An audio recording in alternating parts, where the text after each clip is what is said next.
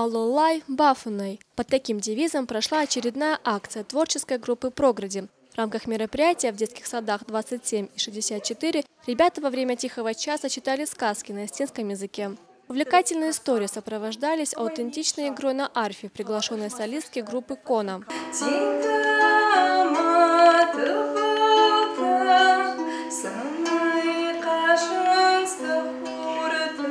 Впереди у «Програди» еще одна акция «Ирон Архов», где все желающие смогут насладиться лучшими постановками театра юного зрителя «Шаби», актеры которого покажут самые интересные остинские сказки. Мероприятие пройдет в Центральном парке культуры и отдыха.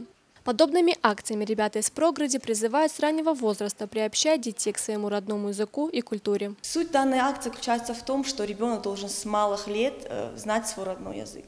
Он должен даже сны видеть на своем родном остинском языке. И когда у ребенка есть база остинского языка, вот с такого маленького возраста, то вероятность того, что он не забудет этот язык, уже будучи взрослым, самостоятельным, рассудительным человеком, намного велика.